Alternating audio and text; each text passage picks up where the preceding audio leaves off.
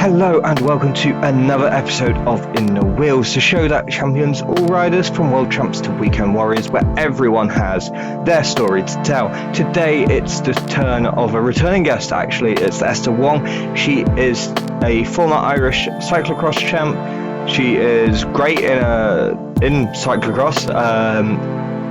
Was amazing seeing her race live last year. She also does team pursuing as part of the Irish track squad, and has very recently returned from racing at Konya. She's now joining a Spanish continental team for the upcoming year, and yeah, I can't wait to see where her journey leads. But for now, let's sit back and enjoy me chatting with Esther Wong.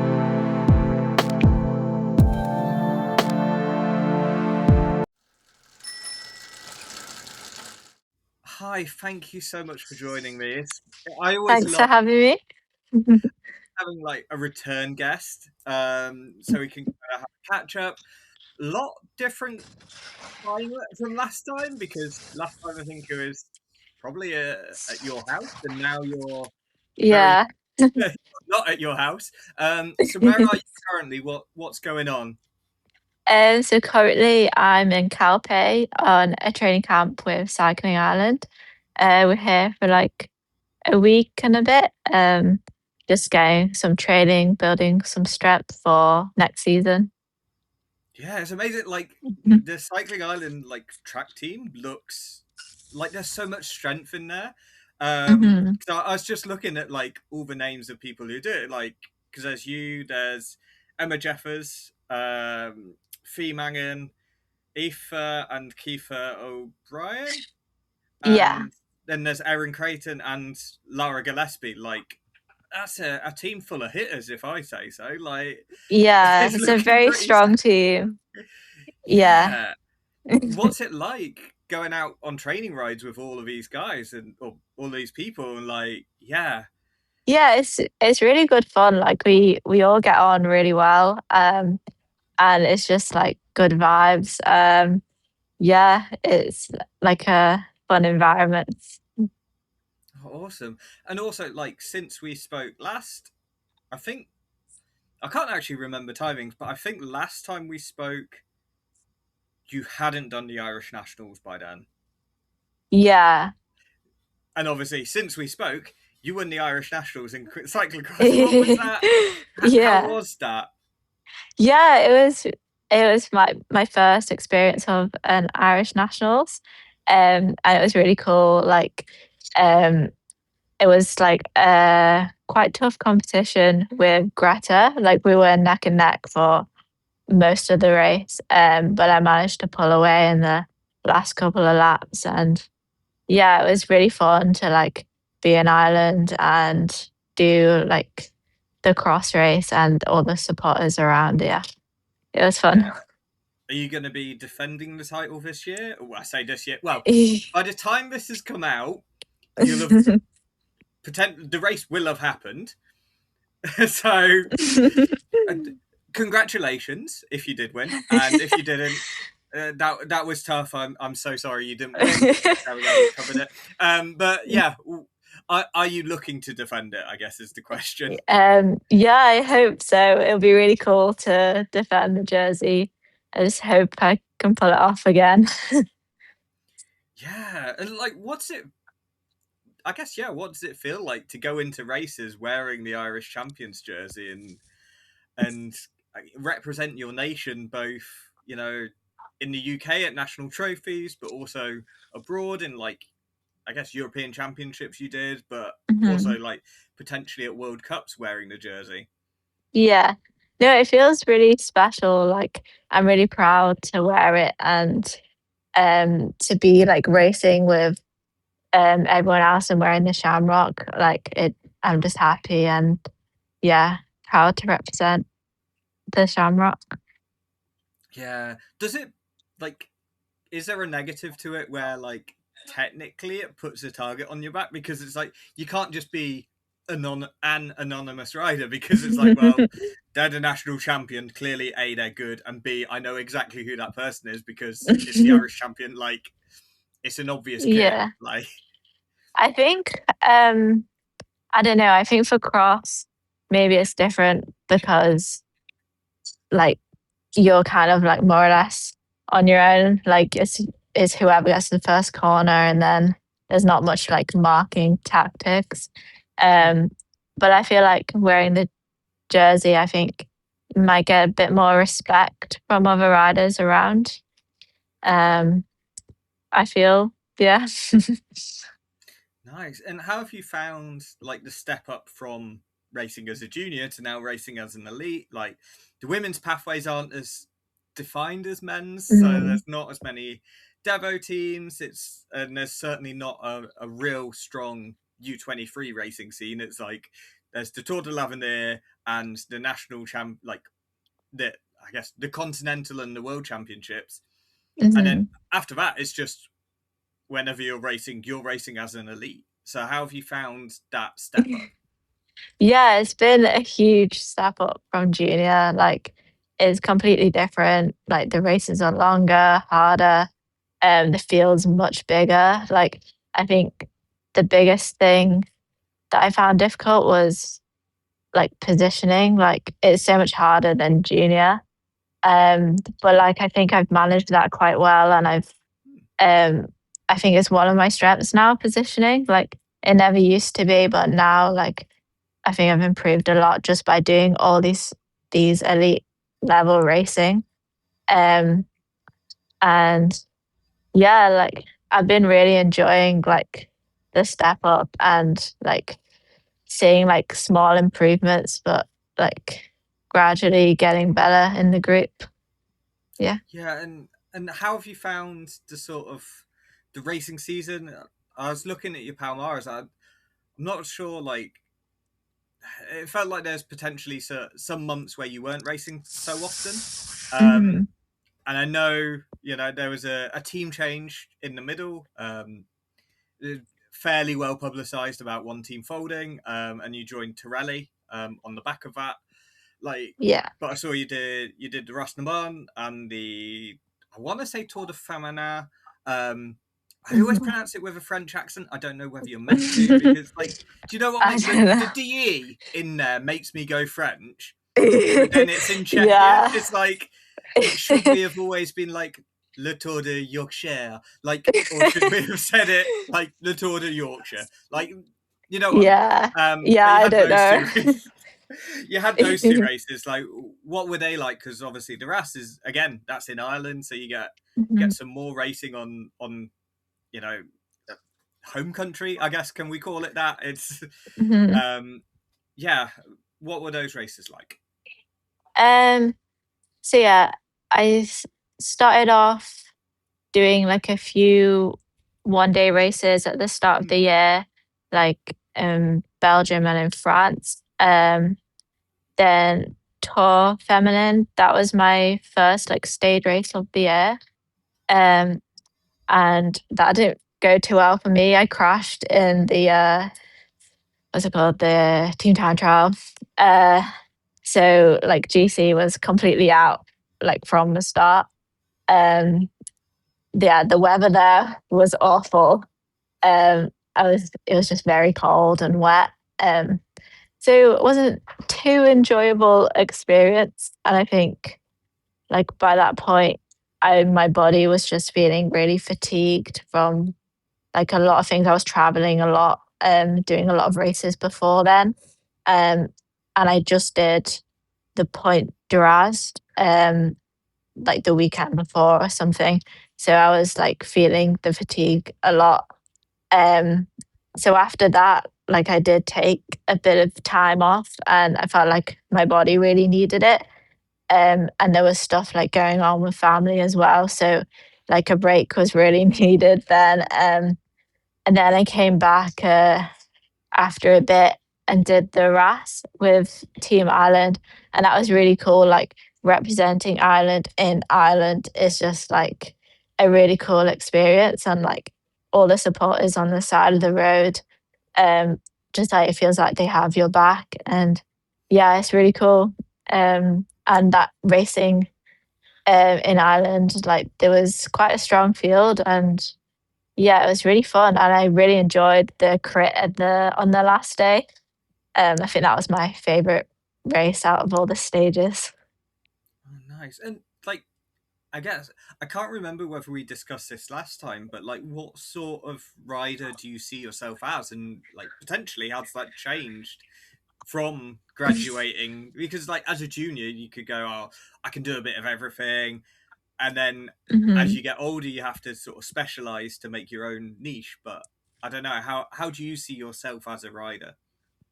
Yeah, I would see myself as like a puncher, and also like a bit of a climber, but like more the punchy side. Um, Mm, so like the races that I really excelled in this year, were like GP Chambry. That was a very hilly race and very punchy, but it was one of my best results. And um, yeah, I would say puncher.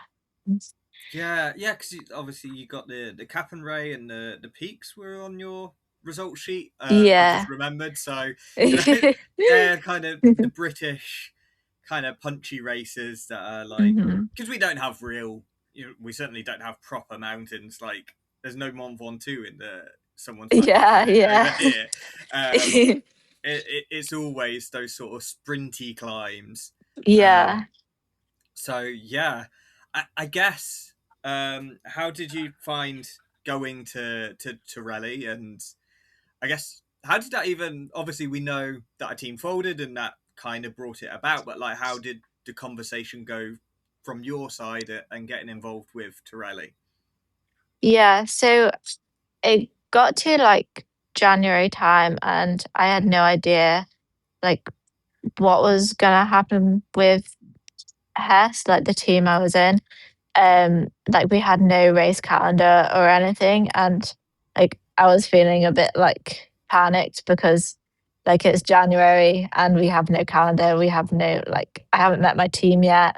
Um, so I like took the decision to like terminate my contract, and I was looking for a club team, and uh like Torelli were like taking on riders, so I'm really thankful for them because of them I was able to uh carry on racing this year, and I did a lot of big races, like still UCI races even though it's a club team.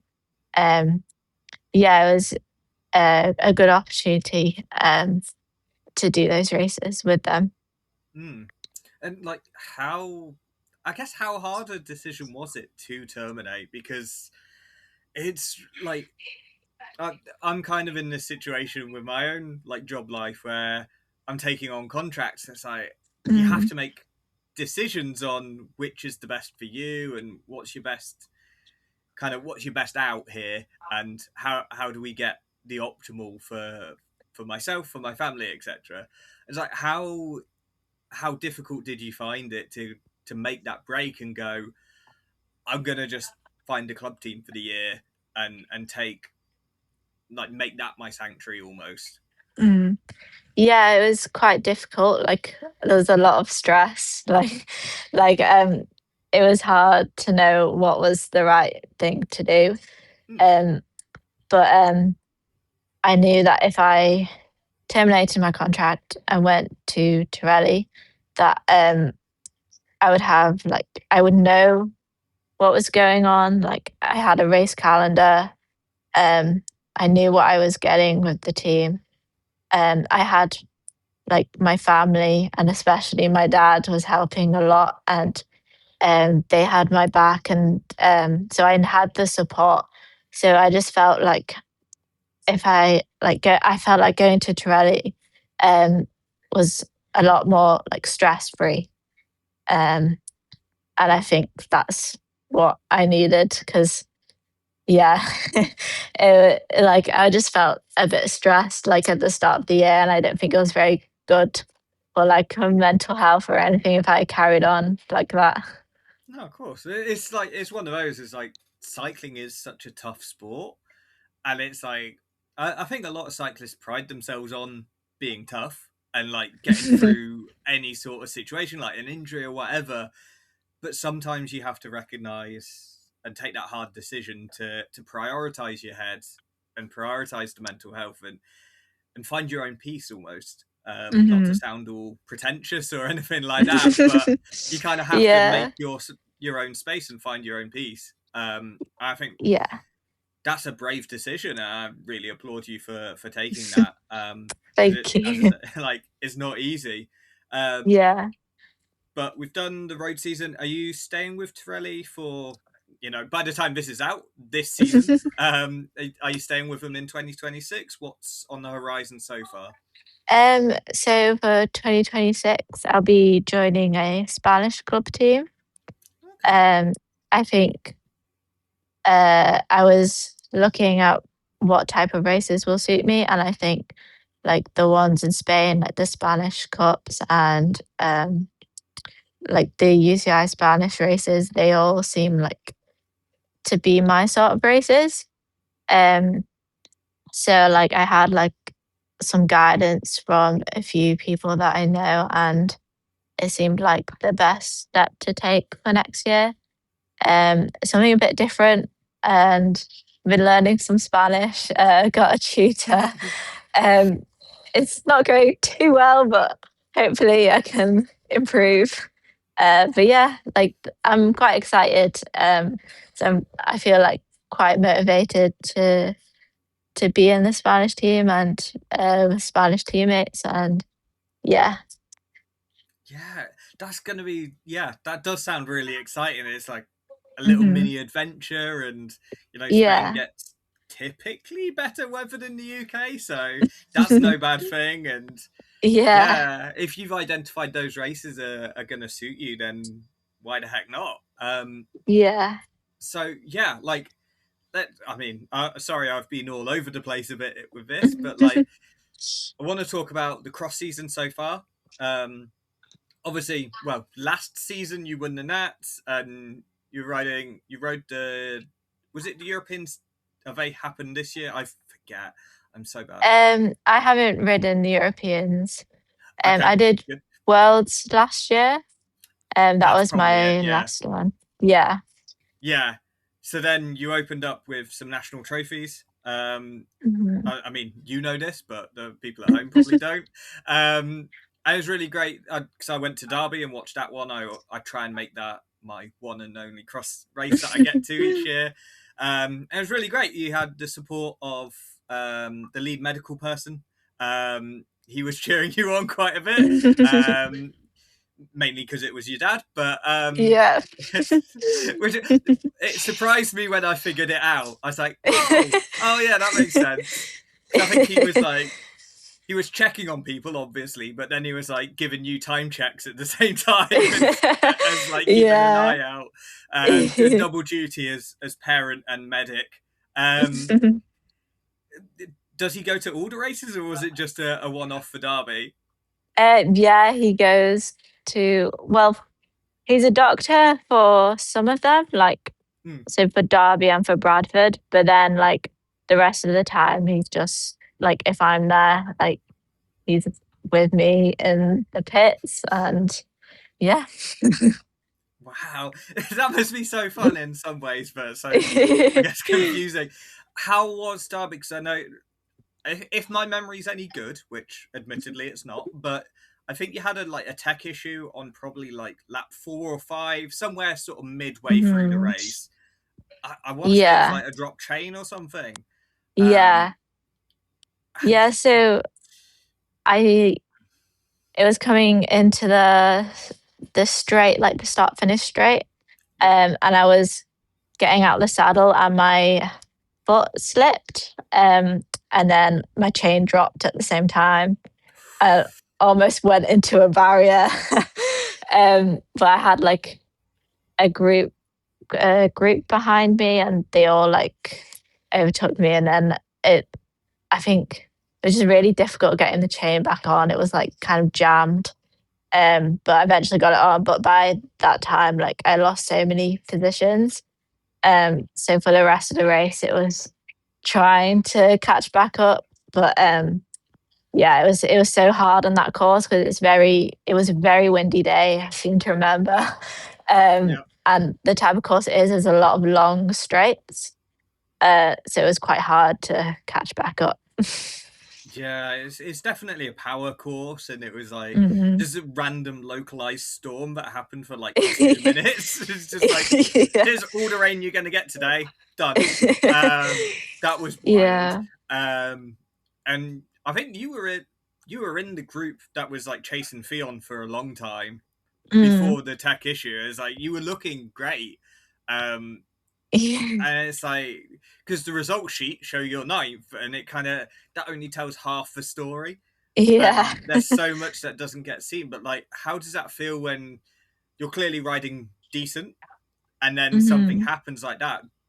Are you able to like put it to the back of your mind and just crack on, or does it really sort of nag at you? Yeah, like, I think there's so many more cross races, and it happens to everyone at some point. Mm. So, like, it didn't really bother me. Um, I think, yeah, I can easily just brush that off and try and do better in the next one. Yeah, yeah, of course. So what is kind of what's coming for you in the rest of the cross season? Obviously, we've discussed Irish Nats. Yeah. What else are you planning to visit Belgium a couple of times, or any of the World Cups, even the World Championships? I think Euros have happened this year. As I said, Yeah. I lose track so easily. Like, there's so many races happening. It's just impossible Mm. for me. But yeah, Yeah. what's the plans? Yeah, so I'm going over to, like, do, like, the New Year, Christmas block in Belgium, Hmm. um, with my team Spectra Racing, and we're going over to do, like, free races after Christmas. Um, so yeah, that should be good, like, with the support with Spectra and, um, yeah, just a bit of fun on the cross bike. I think this year I'm not, like, really taking cross, like, as fully as I did last year. Like, I did a lot of cross last year, but this year I'm taking a bit of a step back, because, like, I feel like I just need to work on building my strength and endurance for the future. Um, so yeah, only doing a short block, like, free races whilst I'm out there. Um, yeah, that's it, I think, for this cross season. Yeah. Well, it'll be exciting anyway. Like the cursed period, that time between Christmas and New Year, where Mm. like everything is just so busy with Yeah. cross. And obviously you're with the track team. Like, what are your ambitions there? I guess like, because obviously you're part of the team pursuit squad. It's like, Mhm. especially nowadays, like it used to be like there was four riders and it was always those four riders. Like back in the early days of GB, it was like you could name all four and you knew they were going to be the ones that showed up. But now it's very kind of mix and match, and like depending Yeah. on who's on form, etc. Like, how does it feel to be part of that TP squad, and I guess what is your role within the team? Do you have defined roles? I think, like, right now it's too early to say, like, what our roles are. Hmm. And there's a lot of us, as well. Like, we're still all developing and learning, like, how to do the team suit well. Um, and yeah, it's really exciting because Irish cycling, like, it's really moving on, especially in the track. Of, like, Laura Gillespie is flying. And it's really, like, motivated, like, the whole, like, country, I think, and the velodrome being built. Like, I really think track cycling Ireland's really gonna take off. Wow.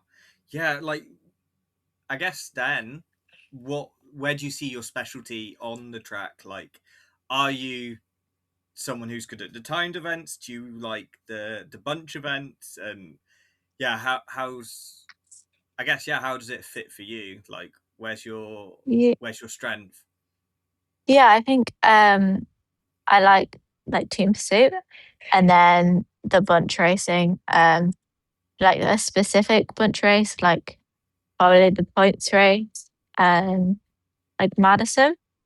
Mm. Like those two are my favorite. And then Team Pursuit. Yeah, I love watching the Madison. It's just Mhm. crazy.